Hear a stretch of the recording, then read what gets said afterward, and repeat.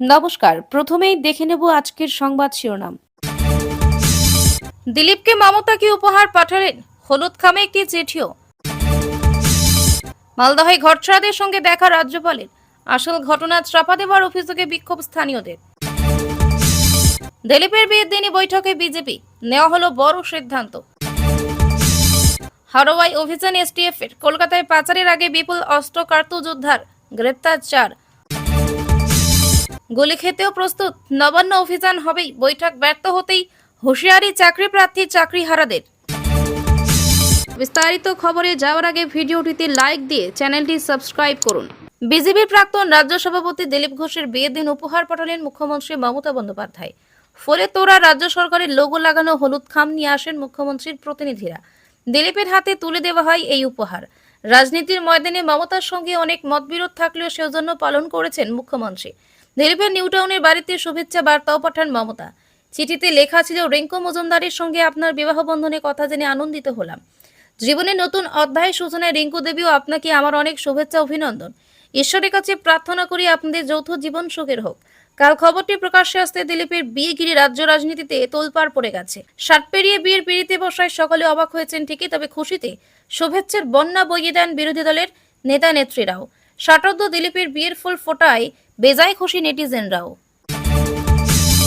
রাজ্যপাল আসার আগে স্কুল চত্বর থেকে গ্রামবাসীদের সরানোর চেষ্টা করছে পুলিশ। অভিযোগে রাজ্যপাল ঢোকার আগে গ্রামবাসীদের তুমুল বিক্ষোভ মালদহে।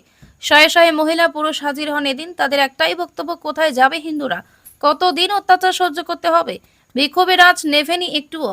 রাজ্যপাল স্কুলে পার্লালপুরে স্কুলে ঢোকার পরেও একইভাবে আন্দোলন চলতে থাকে। পুলিশ পরিস্থিতি নিয়ন্ত্রণে আনতে গেলে ধস্তাধস্তি হয় বলে খবর। ওয়াকফ নিয়ে গত শুক্রবার উত্তপ্ত হয় মুর্শিদাবাদ। দফায় দফায় বিক্ষোভ ছড়ায় বিভিন্ন এলাকায়। আক্রান্ত বহু পরিবার। এই পরিস্থিতিতে ভয়ে অনেকে পালিয়ে যান এলাকা থেকে। ঠাঁই হয়ে মালদহের একটি স্কুলে, সেখানে তাদের সঙ্গে শুক্রবার দেখা করতে যাওয়ার কথা রাজ্যপালের। তার আগে উত্তপ্ত হয়ে ওঠে এলাকা। রাজ্যপাল আসার পরেও পরিস্থিতি পরিবর্তন হয়নি। মালদহে, যেখানে মুর্শিদাবাদে মূলত ধুলিয়ানের বাসিন্দারা আশ্রয় নিয়েছেন, স্থানীয়দের অভিযোগ, ওদের একরকম বন্দি করে রাখা হয়েছে। বাইরে বেরোতে দেওয়া হচ্ছে না, গ্রামবাসীদের সঙ্গেও যোগাযোগ করতে দেওয়া হচ্ছে না। ফলে অদ্ভুত পরিস্থিতি তৈরি হয়েছে। এর প্রতিবাদে বিক্ষোভ ওঠে মমতা হটাও দেশ বাঁচাও স্লোগান। তাদের দাবি, হিন্দুদের উপর অত্যাচার হচ্ছে, কতদিন সহ্য করব? কাল বাংলাদেশ থেকে পালিয়েছে, আজ মুর্শিদাবাদ থেকে। কোথায় যাবে তারা? মমতা কিছু করছে না। বিক্ষোভে উপস্থিত একজন বলেন, আমাদের বাড়ির পাশে এসব করছে, কতদিন সহ্য করব? আর সহ্য করা যাচ্ছে না, হিন্দু ভাইদের উপর অত্যাচার হচ্ছে। বছর ঘুরে রাজ্যে বিধানসভা নির্বাচন, তার আগে ঘুঁটি সাজাতে শুরু করেছে রাজনৈতিক দলগুলি। 26 নির্বাচনে রাজ্যে পালা বদলের আশায় বিজেপির রাজ্য নেতৃত্ব। এই অবস্থায় শুক্রবার সকালে সল্টলেক বিজেপির দফতরে বৈঠকে বসলেন সুকান্ত মজুমদাররা। বৈঠকে উপস্থিত ছিলেন বিজেপির সর্বভারতীয় সাধারণ সম্পাদক তথা পশ্চিমবঙ্গ বিজেপির দায়িত্বপ্রাপ্ত কেন্দ্রীয় পর্যবেক্ষক সুনীল বনশাল। আর এই বৈঠকে গ্রাম চলো বার্তা দিলেন বিজেপি নেতারা। রাজ্য বিজেপির সাংগঠনিক নির্বাচন এখনো শেষ হয়নি। রাজ্যে বিজেপির 43টি সাংগঠনিক জেলা রয়েছে, তার মধ্যে 33টি সাংগঠনিক জেলার সভাপতি নির্বাচন হয়েছে।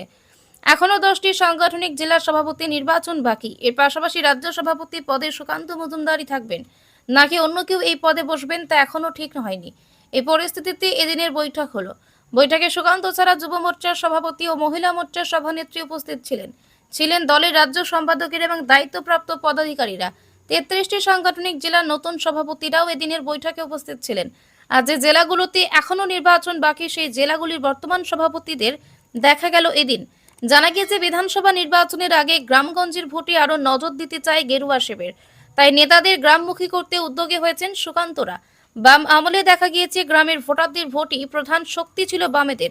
এখন তৃণমূলের ক্ষেত্রেও তাই। বিজেপি নেতৃত্ব মনে করছে, কলকাতার বাইরে শহরাঞ্চল বা পুরো এলাকাগুলির অনেক জায়গায় তৃণমূলের চেয়ে এগিয়ে বিজেপি, কিন্তু গ্রামাঞ্চলের শাসক দলের চেয়ে অনেকটাই পিছিয়ে গেরুয়া শিবির। কয়েকদিন আগে গ্রাম চলো নিয়ে একাধিক কর্মসূচি নিয়েছিল বিজেপি। এবার তাতে আরো জোর দেওয়ার বার্তা দেওয়া হয় এদিনের বৈঠকে। জেলাগুলোতে সংগঠনের হলেও সভাপতিদের কাছ থেকে জানতে চাওয়া হয়েছে বলে জানা গিয়েছে। প্রসঙ্গত, এদিন বিজেপির প্রাক্তন রাজ্য সভাপতি দিলীপ ঘোষের বিয়ে। বৈঠকের আগে নিউটাউনে তার বাড়িতে নিয়ে গেরুয়া শিবিরের অনেক নেতা দেখা করে আসেন। ফের রাজ্যে বেআইনি আগ্নেয়াস্ত্র বিপুল পরিমাণ কার্তুজ উদ্ধার হলো। বড় সাফল্য পেল রাজ্য পুলিশের এসটিএফ। আজ শুক্রবার ভোররাতে উত্তর চব্বিশ পরগনার বসিরহাটের হারোয়া থানা এলাকায় এই অভিযান চালানো হয় বলে খবর। ঘটনায় 4 জনকে গ্রেপ্তার করা হয়েছে। ধৃতদের সঙ্গে কোনো অস্ত্র পাচার চক্রের যোগ আছে আগে কি সেসব বিষয় খতিয়ে দেখা হচ্ছে। কলকাতা হাওড়া শিয়ালদহ রেল স্টেশন এলাকায় এর আগে বিপুল পরিমাণ অস্ত্র উদ্ধার করা হয়েছিল। বিহারে মুঙ্গের থেকে মালদা হয়ে কলকাতা অস্ত্র আমদানি হচ্ছে, সেই অনুমান আগেই করেছেন গোয়েন্দারা। অস্ত্র পাচার হওয়ার সম্ভাবনা আছে সেই কথা জানার পরই গতকাল রাতে অভিযান চালায় রাজ্য পুলিশের এসটিএফ ও হারোয়া থানার পুলিশ। বসিরহাটের হারোয়ার কাছে 3 নম্বর রাজ্য সড়ক হারোয়া রাজারহাট রোডের ওপর নাকা চেকিং শুরু হয়। একটি 4 চাকা গাড়ি কলকাতার দিকে যাচ্ছিল। সেই গাড়িটি দেখে সন্দেহ হয় তদন্তকারীদের। সেটি থামিয়ে চালক ও আরোহীদের জিজ্ঞাসাবাদ শুরু হয়। গাড়িতে মোট 4 জন ছিল বলে খবর। তাদের কথায় একাধিক অসঙ্গতি ধরা পড়ে। তারপরই সন্দেহ আরও দানা বাঁধে তদন্তকারীদের। ওই 4 জনকে নামিয়ে গাড়ি তল্লাশি করতেই মিলল সাফল্য। গাড়ি থেকে উদ্ধার হয় একটি দোলনা, একটি একনলা বন্দুক ও একটি 7mm পিস্তল। এছাড়া উদ্ধার হয় 11 রাউন্ড কার্তুজ এবং 12 রাউন্ড ছড়রা গুলি।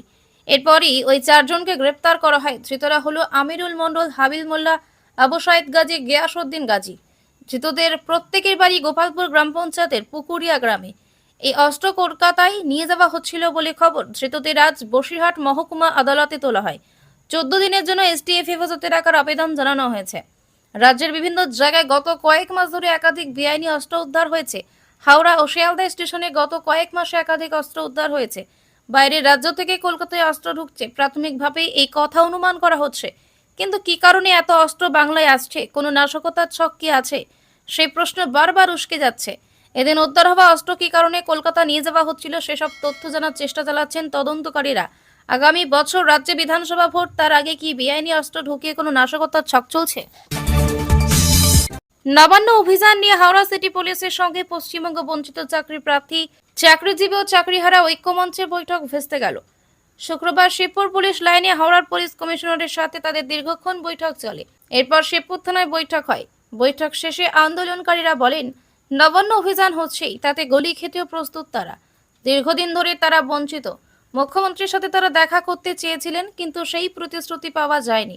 জানা যায়, এরপরের দিন লালবাজারে চাকরি প্রার্থী, চাকরিজীবী ও চাকরিহারা ঐক্যমঞ্চের সদস্যদের ডেকে পাঠানো হয় আলোচনার জন্য। কিন্তু তাদের দাবি একটাই, সেটা হলো মমতা বন্দ্যোপাধ্যায়ের সঙ্গে বৈঠক।